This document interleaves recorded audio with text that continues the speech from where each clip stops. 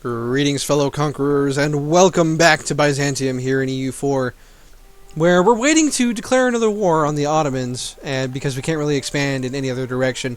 We could annex our vassal Bulgaria, which, that would be a great use of Diplo points, and it would get us closer to Wallachia, who, honestly, in a couple of years could very easily annex. And starting next year, we could actually annex them, so I see this as like a win-win situation.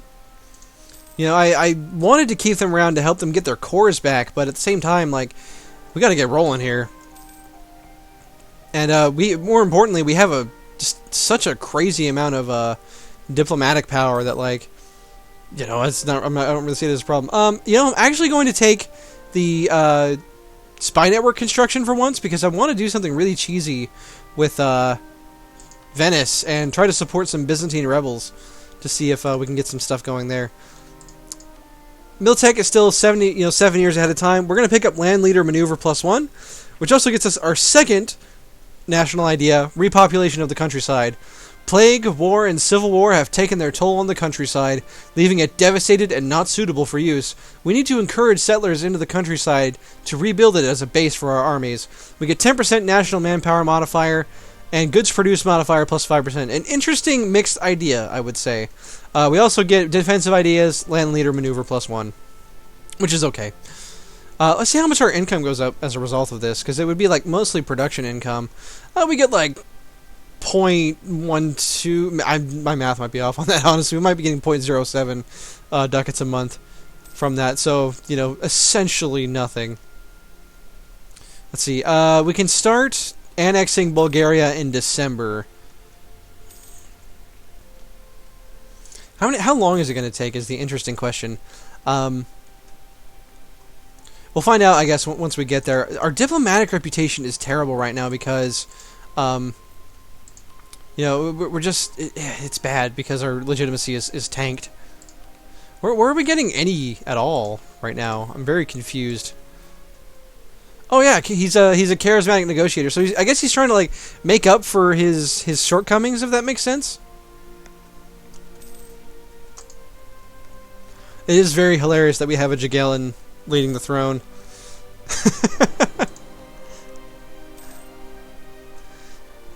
You know, Poland thought they needed a Jagellan. We really needed a Jagellan. Now this is interesting. Austria is allied to Florence, who is fighting a reconquest war against Ferrara and Savoy. Interesting. So, Austria might be a little busy, is the point of that.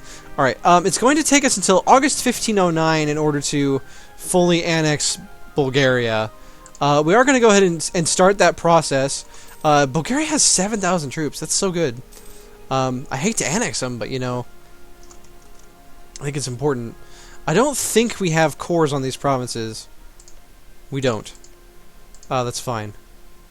Apparently we have a claim on Tarnovo. Probably from when we fabricated it on the Ottomans, but... oh no, Desmond has religious civil disorder. Where is Desmond? Oh, I think the event ended because they got annexed by England. Well, that would certainly end the disaster, wouldn't it? That's one way of doing it.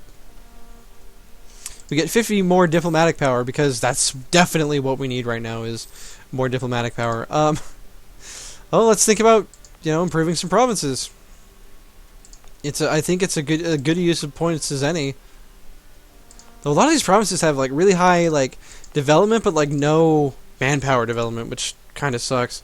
Biga is actually a pretty good province to improve.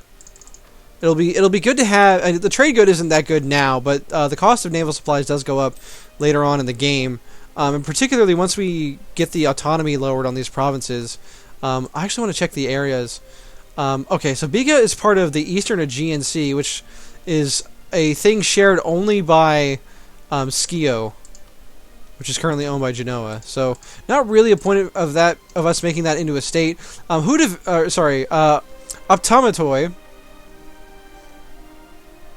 Or Optomatoi is a great province once we can actually, get it squared away and, change the culture and such. But the Ottomans have finally embraced the Renaissance.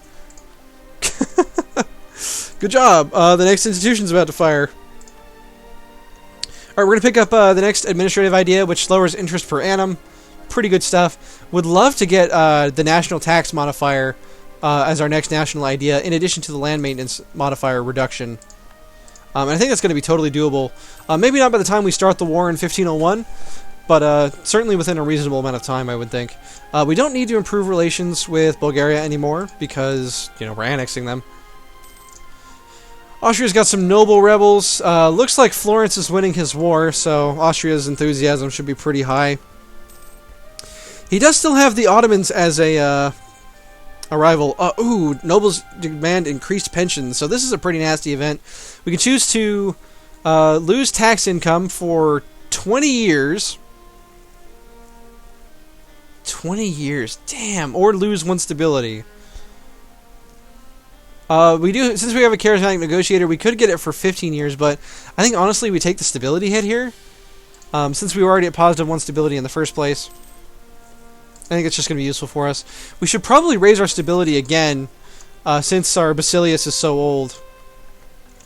We're going to, you know, need that. The lack of religious unity sucks, but we also get reduction from the fact that we have Orthodox as a faith. So let's see, we could gain 38 ducats or get Patriarch authority. Absolutely take Patriarch authority over 38 ducats, I think. We're up to 0.5% missionary strength, which is a not insignificant amount. We're almost at -1 local unrest, and we have 8% more national manpower, which is pretty good. Like I like the fact that Orthodox was buffed pretty heavily by getting rid of that tax modifier reduction. It got up to like -33% at max, you know, Patriarch authority, which just was really punishing for no reason, as far as I could tell. Alright, our truce will expire next year in July with the Ottomans, so we'll be looking forward to that. Hey, we get 50 more military points from our Byzantine event. Very nice. I think we're going to build another, you know, building. Let's build another church. Let's build it in, I think, Athens, although production building in Athens would actually be better because we've improved the production of that province. So let's go ahead and do that. Our max manpower is currently 20,000. Our force limit is about the same. Yeah. That's pretty nice. Considering our provinces have a lot of like low manpower, just inherently, it's pretty nice to have. Now, I'm thinking about this. Do we want to declare the war if Austria won't join? Is kind of the question. I think if Serbia and Hungary join, then the answer is absolutely yeah, we're still going to go for it. Otherwise, I'm a little more skeptical of our odds of beating the Ottomans on our own. So let's let July pass and see what happens. It looks like Hungary and Serbia would join. What's the Tunisian army like anyway? I can't imagine it's that big. It's like Tunis has an army. Let's see, that's the country screen. Derp. Tunis has an army of 15,000-ish, 20,000 manpower, and 21 force limit. He's actually kind of a force, if we're being 100% honest. Morocco would not join. They're extremely war exhausted and have tons of debt. Austria got 500 ducats of debt in that war he was in, so... but if we look at this, the Hungarians have about 24,000 troops, Serbians have 11,000, we contribute our own 20,000, and the Bulgarians have 7,000 troops. I'm pretty sure we can defeat the Ottomans. You know, we're all the same tech level. Let's see, Serbia actually has a pretty good general, 4-2, and Hungary took offensive ideas as well. It looks like they've got some great generals. Yeah, Hungary's got a 2-5 leader. So, nothing to sneeze at all. But, yeah, you know, I think we got this. I think we can fight this without Austria, and I think we can win. Let's fight a conquest war for Hudavendigar. It looks like... Hey, Bulgaria actually fabricated a claim on Bolu rather than Wallachia for whatever reason. Whatever, you know, it's fine. Anyway, yeah, let's declare this war. And then we're going to have to stick close to our allies in this war and make sure that we win battles, because otherwise we're going to be at a bad position. So let's go ahead and declare the war. The Ottomans are still going to be like tough. They have quite a bit of cav. We've got a lot more infantry. So our fire phase is going to be stronger, but not by much. And it looks like he's going to start by sieging Optimatoi. And the interesting thing about this is now that we own this fort, we actually get the defensive modifier for it. So, oh, hey, somebody pointed out that you should basically debase currency pretty much every chance you get. And since we have 0 corruption, I figured it's like as good a time as any to get a small war chest for us here. Let's go and kick up the speed, wait for Hungary and the Ottomans to get here. Now, Hungary is going to be expecting some land, I think. But we'll see what happens. It looks like Hungary is fanning out into the countryside here. And so, naturally, we're going to try to help defend them. Or at least the Serbians, you know. Yep, we're just going to chill here. We'll see what the Ottomans do. It looks like the Hungarians are, like, looking to go try to kill them. We have the birth of colonialism. And let's see who got it. Colonialism. Okay, it started in France, which is good because it means it's going to spread naturally to our own countries, to our own provinces. So, we'll be looking forward to that. Bulgaria is reinforcing our army, which is pretty nice. We'll see if they come fight us or not. It looks like they'd rather run away, which is perfectly fine with me. You know, the war fought without any battles is the best kind. Lose prestige lose 10 prestige or lose stability. Let's lose 10 prestige. It looks like we did have an uncooperative philosopher, which is our advisor. All right, we won the siege of Hudavendigar already. Pretty impressive, I would say. It looks like the fort in Ankara is making it so it's difficult to actually get places. I'm not sure what the Serbian army is doing here, but war's going pretty well so far. Looks like Bulgaria is going to be brave and siege Ankara. Kind of a suicidal move overall, just because of the penalties that you take for being in the province. Especially, like, the supply limit isn't that great, but we'll let Bulgaria take care of this. I'm tempted to lend my cannon. I think I'm going to do that, actually. Just lend my cannon into the fight. Lower that siege by just a little bit of time, you know? Every little bit helps save lives. Looks like the Ottomans have actually moved their troops around, but the Hungarians are having none of it, or at least it looked like they were trying to have none of it. I think the Serbians are trying to reinforce, but I don't know that they're going to get there in time. Looks like they did. And I don't know where the Ottomans are going to retreat to. Probably all the way back to Crimea. Alright, we get 50 military power, which is pretty nice. I think we're going to... Ooh, this is a tough choice. So if we pick up land maintenance, that's obviously great because, you know, cheaper troops, better economy. That's like our primary expense right now. So we would say like 0.6 ducats a month from that idea, which is pretty good.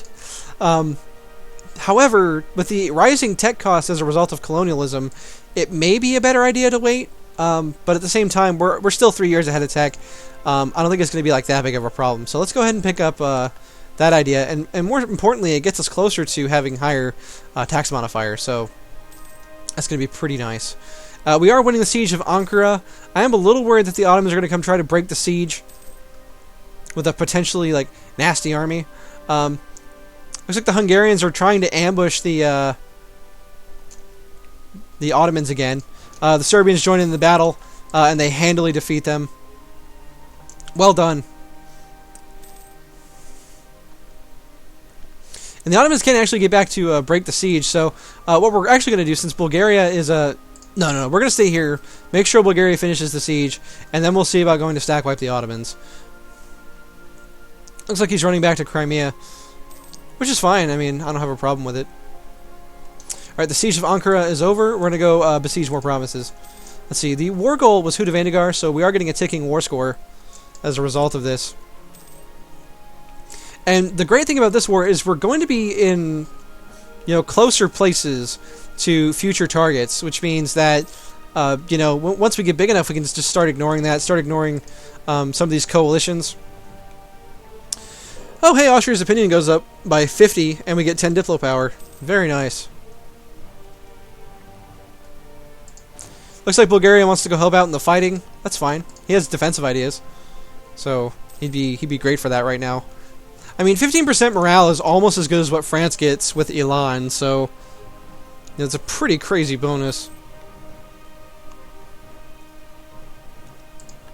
Naxos has claimed Biga as their own. We could pick up the next Diplotech, but I don't want to waste the points. Our general has died, so we're going to have to move a soldier back into a different province. I don't think we have any generals left over right now. Well, of course, our 5 shock general is still alive. But let's roll a new one. We get a 113. I think honestly we take the 5 shock or 5 fire general just because it will give us a huge advantage in that department.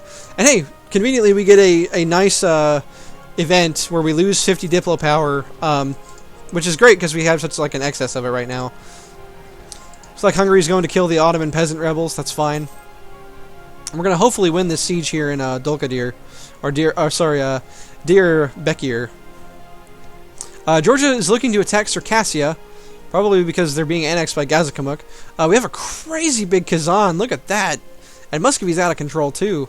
What an interesting world we live in, where things are just going so crazy here in this new patch. But we're going to finish up this war in the next episode, so I hope I'll see you there, my fellow Romans. And goodbye.